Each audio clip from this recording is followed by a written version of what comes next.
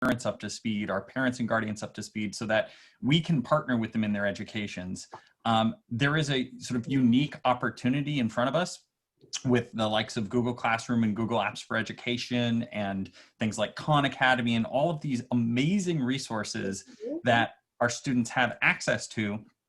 With us as parents, if we can sort of stay in in pace with them, I think we're going to find that our students will have the ability to thrive, even in a distance environment that may present some challenges of other kinds. I think we can make the most of this situation and get a lot done.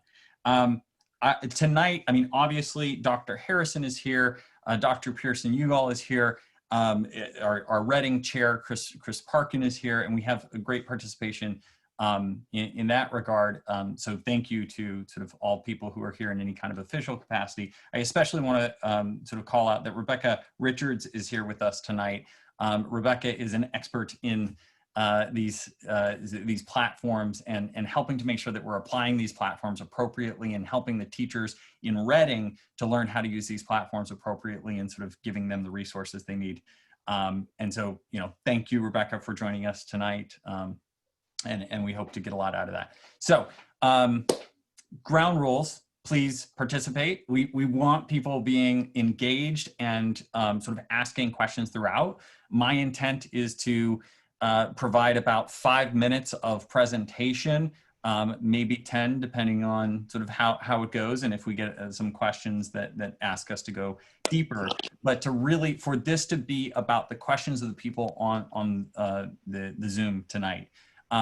The underlying sort of promise of this session is not about how exactly will distance PE work. And this is less about answering those kinds of questions and more about us all getting smarter about how do we get the most out of Google Classroom? What's the appropriate way for parents to jump in and sort of participate and understand like what's due and what's going on, and to help your students to build in the sort of good habits that are going to allow them to succeed in this environment. And I would say there are 3 things that I think are really important for us to keep in mind in terms of sort of this process. And I think those 3 things are both for parents and for students throughout. And the first is this idea of we have to want to do it, right? We have to be motivated to partner with our students. We have to have the mindset that says, this is going to be worth doing. I understand that this may be hard, but along the way, I'm motivated to push through that pain, push through that hard work, because I really want to do this. I see the value in this thing.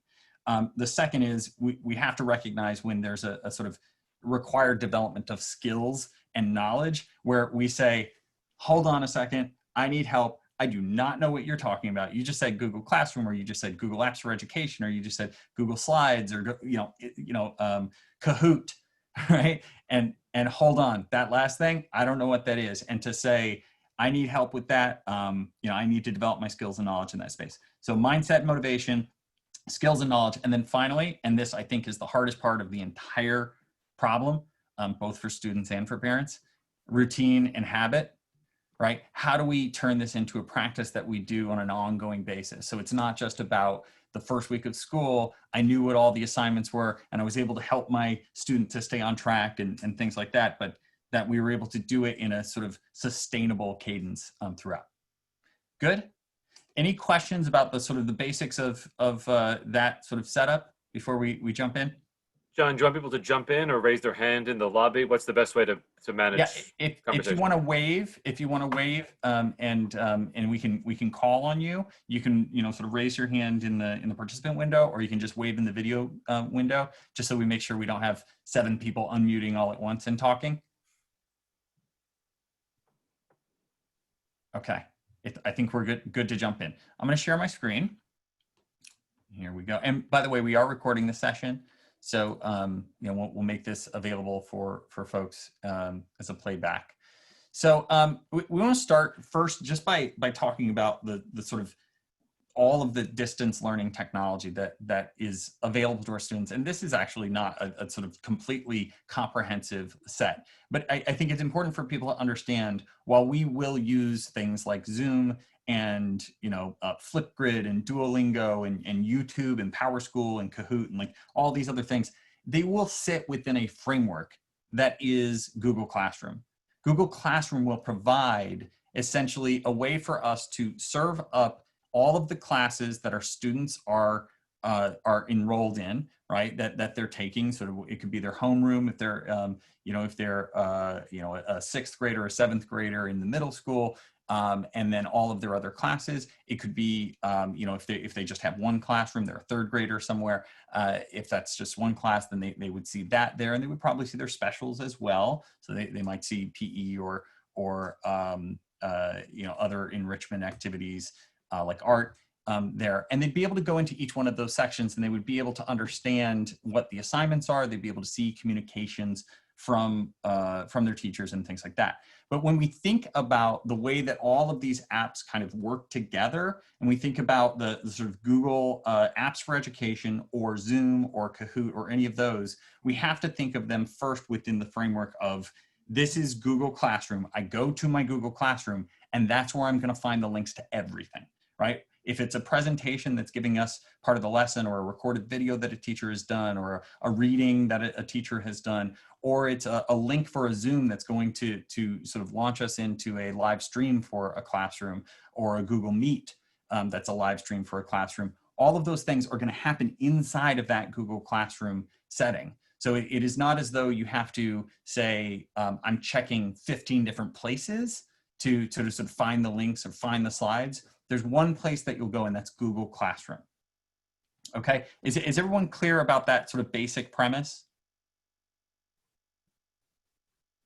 Okay, can you see any hands there? I just want to chime in for 1 second. Please, yeah, Rebecca. With your presentation, Yep. if you can go back to that slide that you just had with the multiple squares. Yeah, and I was actually going to jump. I'm going to jump into one of my son's actual accounts here, so you can see, because I'm going to accept an invitation here as a step 1. Good. Go ahead, Rebecca. Okay, so yes, Google Classroom is the place that you want to look for your students' work, but notice John's child is part of multiple classes here. There's the science class, the Spanish class, language arts, math, and social studies. And in this case, the student has been invited to join. So this is one way that the students can join the class, and just by this has been sent out to them. In other cases, they may be sent a code. If you could go back to the screen for a second. And if you are given a join code, you would click the plus button on the upper right-hand side. No, you were in the right place. I just wanted to show this code here for this. So this is a sample classroom that we'll send out after this, so people can join this and play around with it themselves. And you'll see this code right here is what you'll be able to use to join this sample classroom. Okay, sorry, go ahead. That's okay. Well, click your 3 lines. Okay. Yep. If you click the 3 lines on the upper left-hand side, that will always take you back to this page. So that's a good thing. And the third way, because I don't know, teachers may send you a link in an email, and that's a third way that you could join. Rebecca and John, there's a question in the chat, which is basically, how do we find our logins to get in there? Where do parents find them for their students? What a very good question. So your students, they all have their usernames and passwords. And that's actually one of the most important things that I think students need, or parents need to understand, is you should know your child's username and password. It's really important for you to be able to go in and do something as simple as click on these 3 lines. We call that the hamburger. When you click on those 3 lines and click here on to do, to look at what's everything that's due right now. And I hope we're going to see a list that's empty right now, because we haven't started school yet. Good, we're not behind yet. When we want to go understand what's due across all of the classes, It's a very useful thing for a parent to do either at the beginning of the week or, even every day.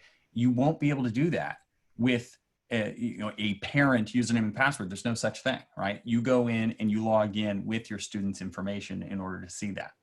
If you notice also that to-do list is right in the upper left-hand corner, right there as well. So it could be found in 2 places. And if I'm not mistaken, when you're in a Google Classroom itself, there's actually a to-do in classwork. Yes. Yeah. And in each class, you'll be able to see a to-do list. So you can see what's due for this class. And that can be very useful if you want to understand sort of how am I doing and what's necessary for math or for social studies or for science.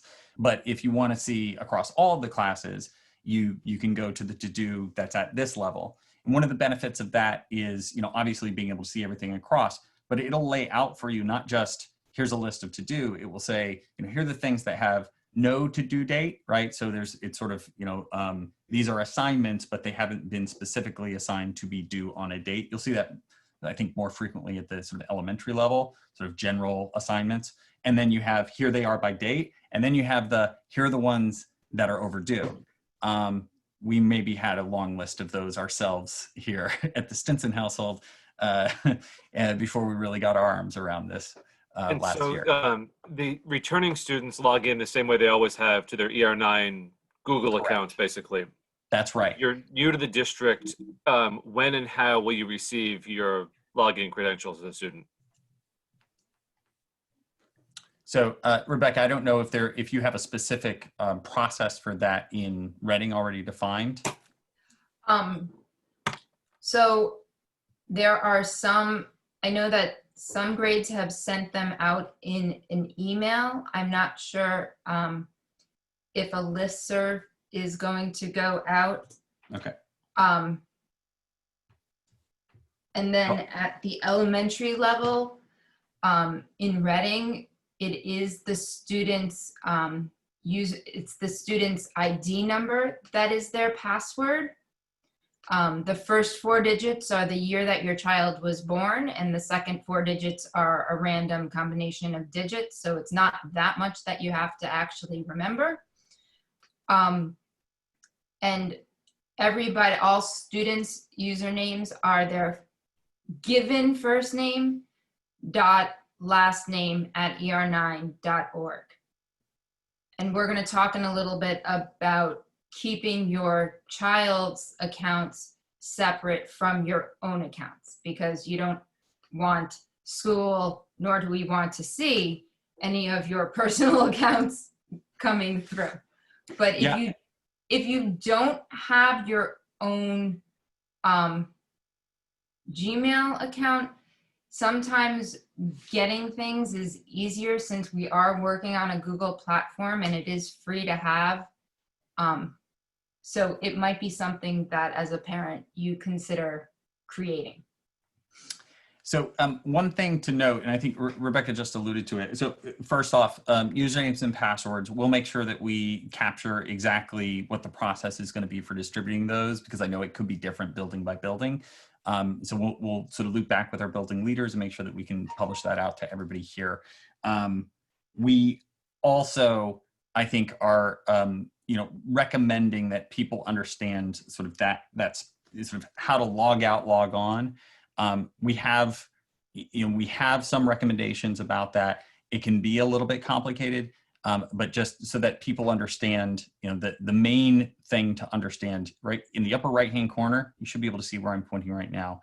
I am logged in to Chrome, right, to my browser.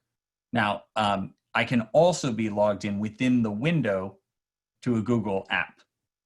And that's where the confusion comes, and that's where you can run into some problems. There were several times last year where my students, my boys, were going to submit an assignment, and it would tell them, you can't submit this assignment, because they were logged in with their sort of personal Google account in the browser, and it was only in that window that they were logged in with their ER9. So the difference between those two are really important. And what you can do is, if you just click on that, the browser logged in, you can add other people, so to speak, and that's going to keep that window and all of those sort of logins separate. And we highly recommend you do that. So you can have your sort of regular personal email, and then you can have your separate, multiple sort of different personas, if you will, there. And that's going to really help you so that you don't run into those problems where you're going to turn in an assignment and then it doesn't work because it gets confused when you go to do that, that it's, sort of using the wrong account.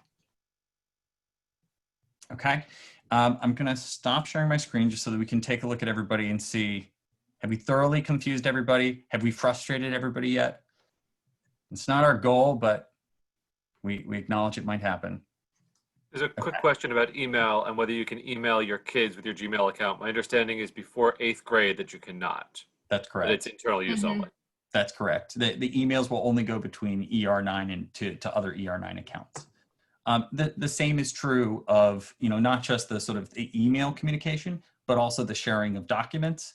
So sort of Google slide presentation, a Google Word, a Google Word doc, a Google Doc, a Google Sheet, sort of a Google site, right? So if you set up you build a web page as a student learning how to do that kind of thing, it's not available to the sort of World Wide Web in general. It's only available within the ER9.org domain. Sarah has a question. Hello, Sarah. Oh, you're muted. Sarah, you're still muted. Ah, brilliant. There we go. Hi. So we had a problem with email last year. And I know Rebekah and I had actually coordinated about it. We're at RES. Is there like a direct person we can get? Because he didn't get any email from his teachers for like the entire spring. And we were doing things like sending it to my husband and me. Like his teacher had to email us. And it was just kind of goofy and it really didn't get him on track.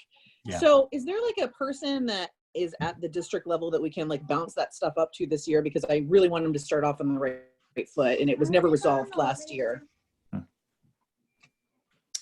I don't believe so. Chris, you don't have anyone assigned in Reading who would be on point for that kind of tech support? Dr. Harrison? Dr. Harrison would like to comment. Yes, please do. I'd love to comment on that. And I know Dr. Pearson-Yorgel is also on. I just want to apologize. It's my night to cook dinner.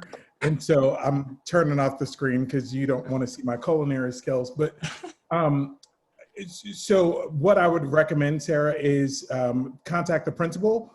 But I know that in my previous district, we had some issues with that. And so I will do some follow-up proactively just to make sure that we're all set. And Stephanie, if you want to add to that, please feel free. Sure. For those of you who have been around ER9 for a while, you know that despite some good attempts to get a director of digital learning into our budgets, we have thus far been unsuccessful. So we do not have any IT staff in central office at all, not a technician, let alone more of an ed-based tech leader, sorry. We do, however, in Reading have Rebekah, who provides wonderful educational guidance to our teachers and students. And we have a small IT staff. So if it's specifically a tech issue and it's during the day, we can certainly get tech support, but that would go through the classroom teacher or the principal. So if I remember correctly, there were certain, the problem that we were running into last year, Sarah, it had to do with the emails coming from Google Classroom. Or from anyone, from like his teacher directly to him, from other like students, just like everything.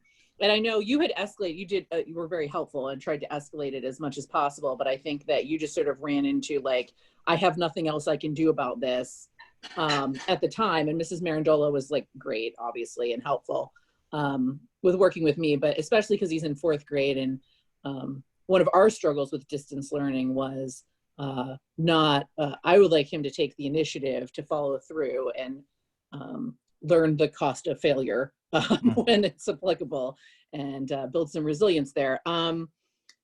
I would love to just get that functioning from like the first day. So I was wondering if proactively, if there's somebody I can connect with. at all, or like to try and like just work it out and see if we can grind it out before like we hit on Thursday and he's at home? If you want to see if he can email me, because I'd be the same as emailing any teacher, let's see if it works. And Cool. if it doesn't work, then we can troubleshoot from there.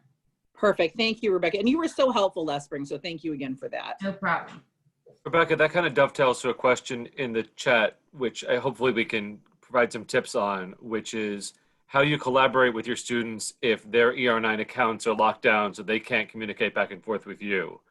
I know it was sort of an example a couple times in the spring when you had an assignment that required taking pictures. And if you took a picture on your own personal phone, how do you email it to your young student without logging in, as the student on your phone?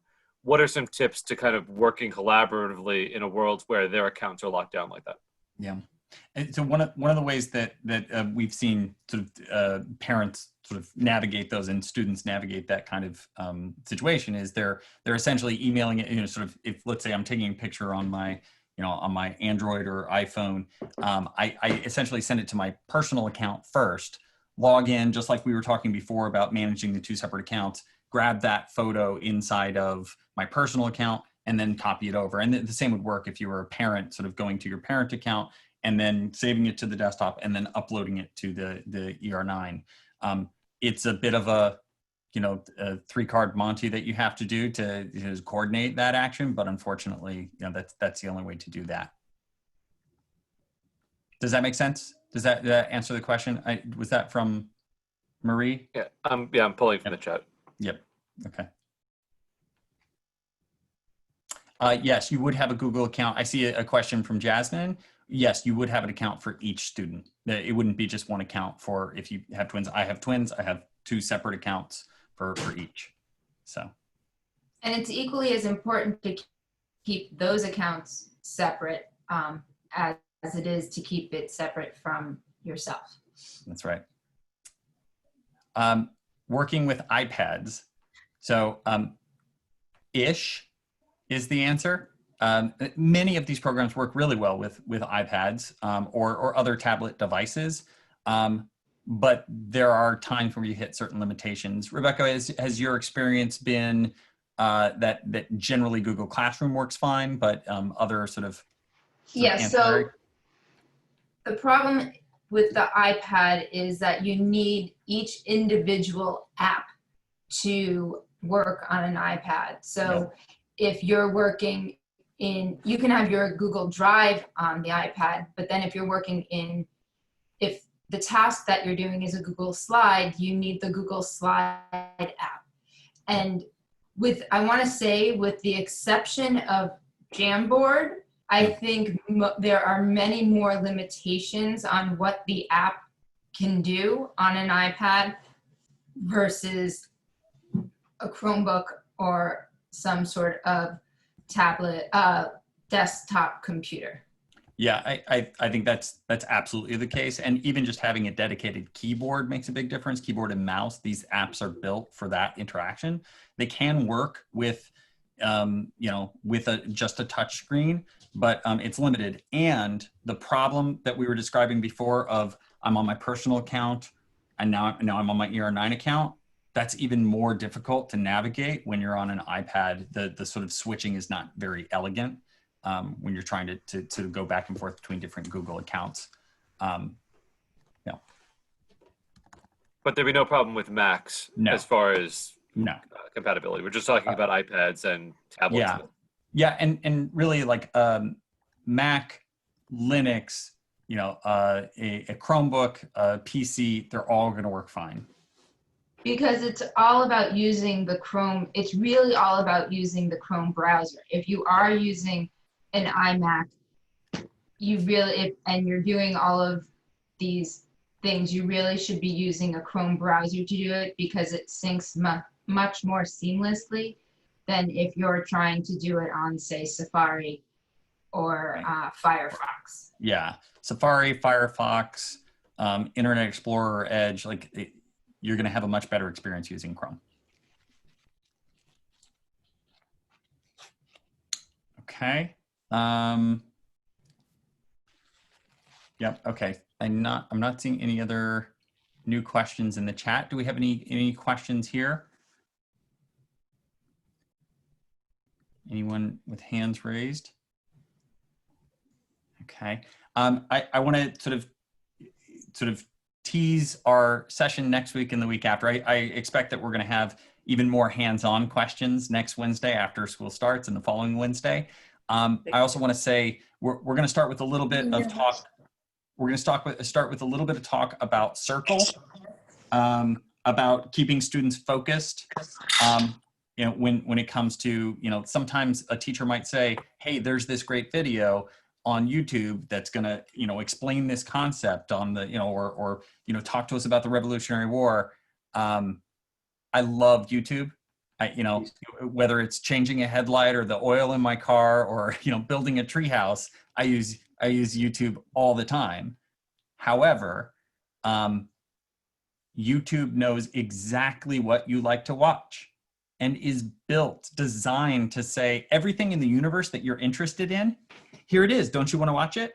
And so when your student loves to watch, you know, Stampy do Minecraft or, you know, or some guy play, you know, Fortnite, and they're then learning how to do algebra, that algebra lesson on YouTube is competing with this right-hand side of advertisements for everything in the world they're most interested in. So we'll talk next week about some of the ways that you can help to sort of protect them from, you know, getting sucked into the vortex of time waste and distracted. John, I think there's a handful of questions now in the participants window, and there's also a question in the chat about how to find feedback from teachers on assignments. Yeah. It was difficult to find where feedback was located, which I think is a common question concern. Do we want to take a minute to try to find that now, or do we want to wait until there's feedback to show? Well, I think Rebekah, do you want to talk about sort of conceptually sort of looking at assignments in Google Classroom? I don't have any assignments I can actually look at right now. But... So I will share my screen. Cool. Oh, you have to allow me to share my screen. I thought I made you a co-host. He's a co-host. Yep. Oh, but it might be my other. Yep, it might be. Bear with me. You should be able to now. Okay. Yes.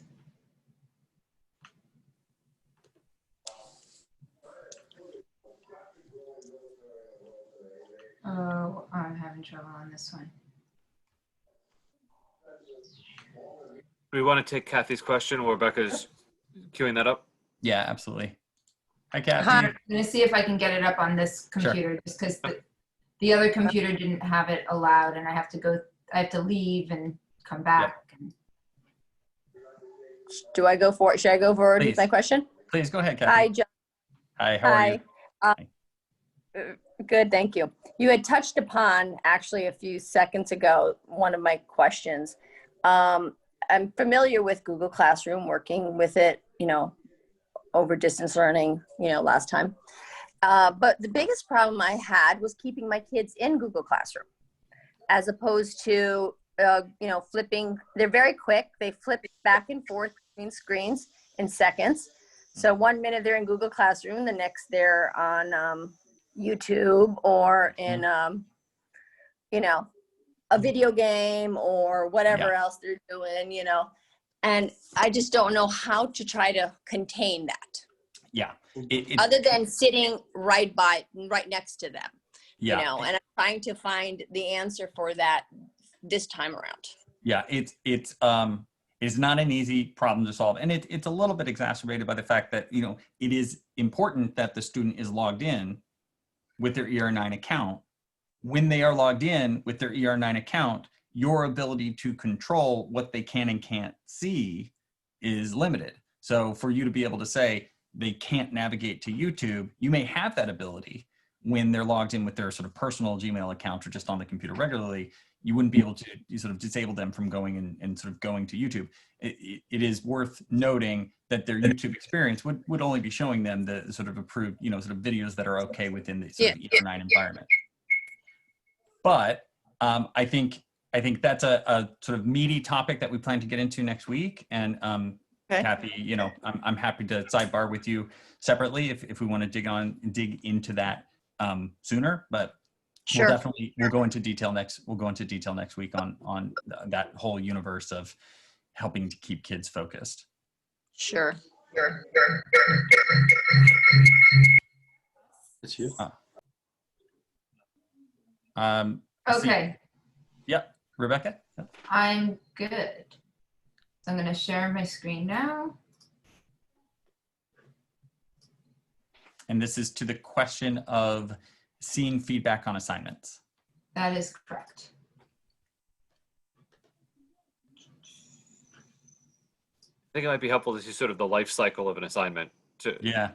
You know, this is how it's assigned, this is how it's turned in, this is how it's graded, or how I see feedback. Yeah. Okay, well, we can do that. How a bill becomes a law. Let me get my guitar. Okay, so right now, this is a teacher page. Okay, so it really doesn't look much different than what the student sees. The difference is that when I hit my plus, I can either join or create a class. Instead of saying to do, mine says to review. So we're going to go into my test class, which is Rebekah's class 3. And so this is my stream. This is where I would post a specific announcement.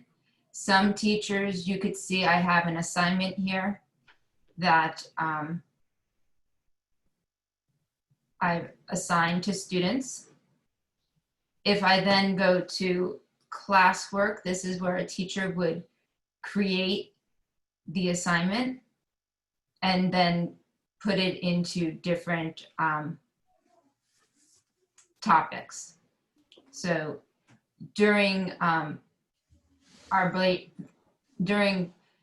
distance learning last year, people usually would put distance learning week, whatever it was, and then put the assignment.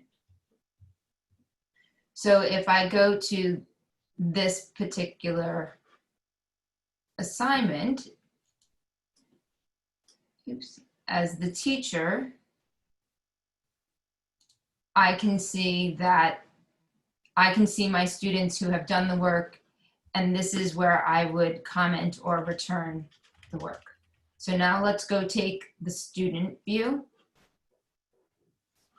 As the student, let's see if I can find that same assignment. There we go. Here is my distance learning assignment. I would go to view the assignment.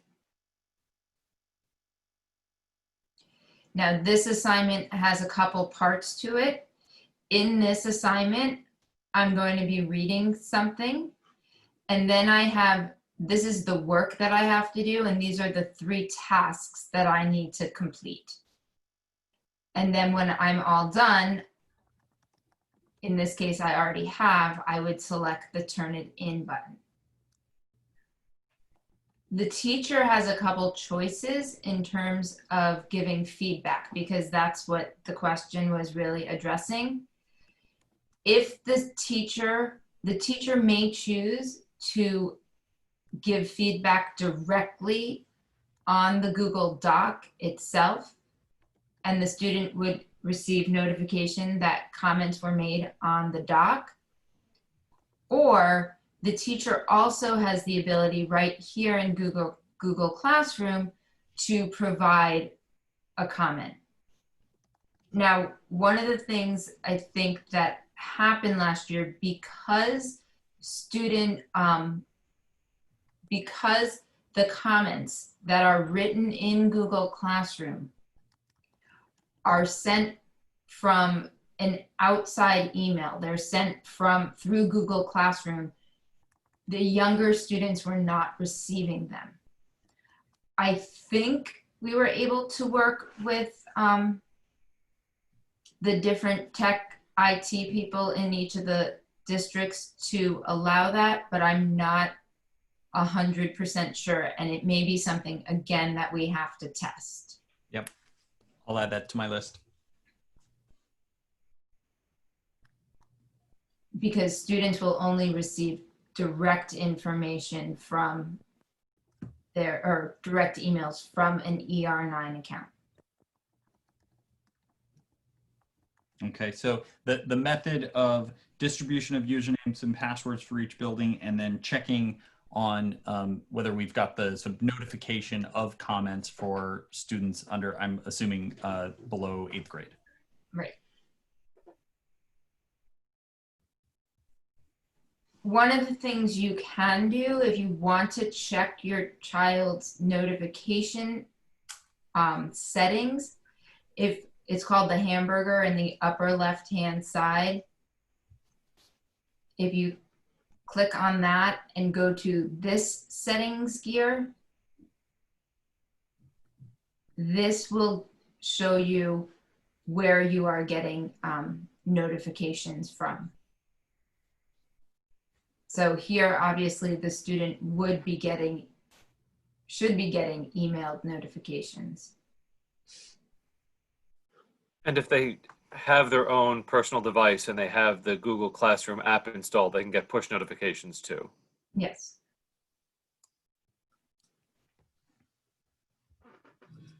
Okay. The other thing that parents should note is for every Google Classroom that is created, a calendar is made that links to that student's Google Calendar, and the assignments with due dates are listed on that Google Calendar. Good. And just like with the to-do list, where you can see the to-do list across all, you can also see the sort of consolidated calendar. So here you can see the to-do list. Awesome. Thank you for taking us through that, Rebecca. That's really useful. I love the idea, Chris, of doing the life cycle of an assignment. We could do a quick recording of that. That would help, I think. iPhone Jax. That's a really cool name. Not really. There you are. I just never changed it. How are you? Sorry, I had to Good. step out to walk my dog. Not at all. Go ahead. Thank you for acknowledging my question and for taking the time tonight to field all these questions.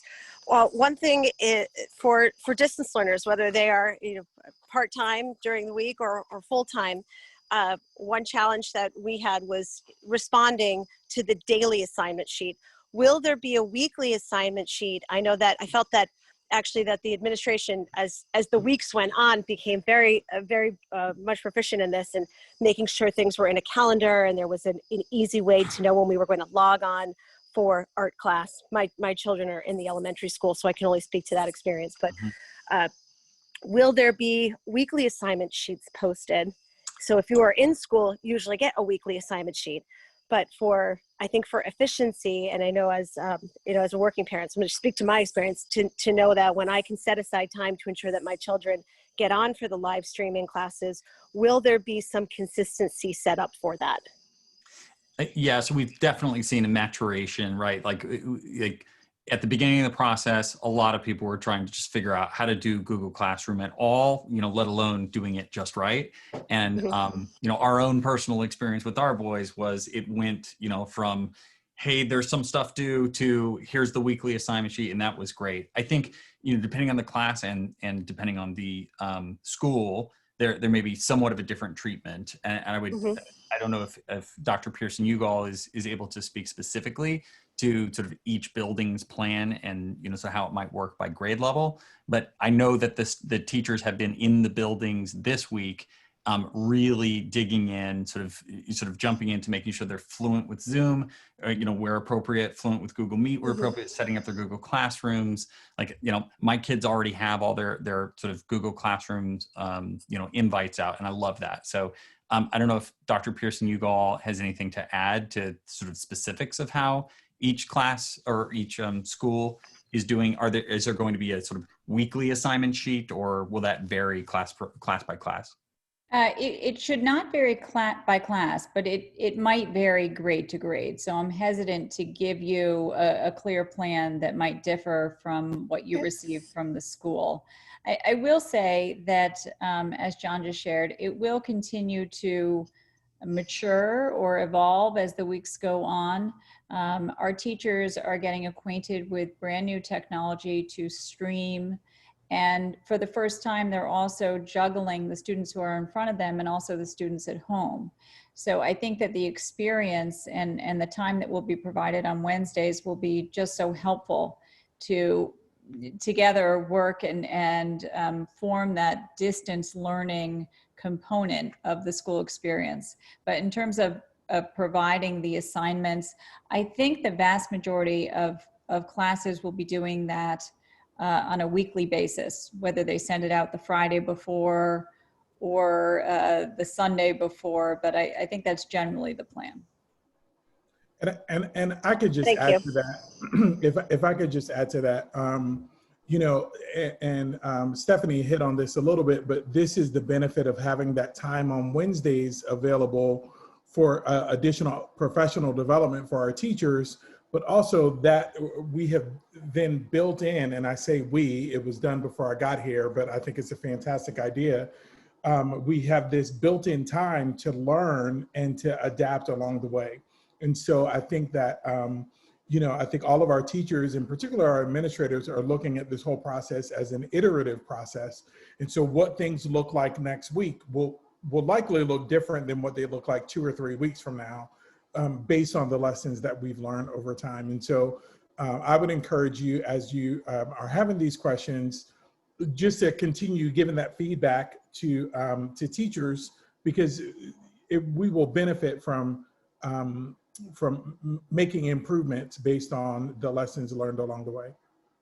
If anything, I think we've all become more flexible, I'd hope, over the last 6 months. And thank you all for working so hard during the summer, and to all the teachers, because I can't even imagine having to relearn how to teach online like this in such a short period of time. So we'll stay flexible and in communication. Thank you.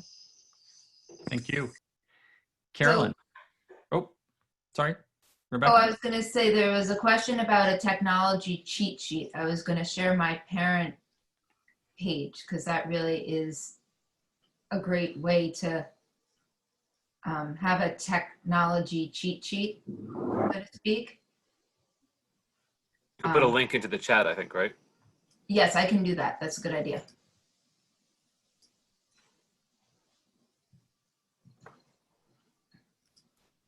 Okay, now you can go to the next question. Carolyn. I guess that this is kind of actually a follow-up to what was just asked. I found, especially in the middle school area, that often the way that teachers were asking for and assignments and how they were submitted, whether they were emailed or they were submitted by Google Classroom or only right in the classroom. Is it going to be more consistent across the board? I assume that part of what the teachers are doing this past, and that might be more of a question for Stephanie and Dr. Harrison now, that you know, is it going to be a little more consistent across the board? Because I found we spent a tremendous amount of time trying to figure out how to turn in assignments to each different teacher. Yeah. Less so obviously on the elementary level, and I have no idea what my 8th grader at that time was doing. So. Well, we certainly hope that it's a better experience than that. I think the one big change is that all classrooms, K through 12, will use Google Classroom. So that's the one platform that all will use. Teachers will still have the discretion to choose different apps. I think that we all learned how difficult it was for everyone to manage different logins and passwords, et cetera, et cetera. So I know there's a concerted effort to minimize the number of logins that are necessary. I think the other big difference is that, remember that we're also planning for live instruction. So very different than last spring. The teachers are not simply providing a list of activities and pre-recorded lessons, but the assignments will be supporting live instruction. So that's a key difference. So in that way alone, I think that will minimize the number of different places that parents need to go, different logins that are required. And then we will have, hopefully, knock wood, the time to develop the full distance learning plan that will be an improvement upon last spring. Okay, thank you. Good. Any other questions? There's a clarifying question in the chat just to confirm whether each and every assignment will be in Google Classroom, because it was concerned that navigating different platforms made it hard to find what was due, when, where, and to whom. Yeah, that's K through exactly 12, it. Google Classroom. Yep. The thing, if an assignment is not assigned with a due date, it will not appear in Google Calendar. That to-do list that we showed earlier in Google Classroom is really the best place to look for a summary of the assignments that your child has to do.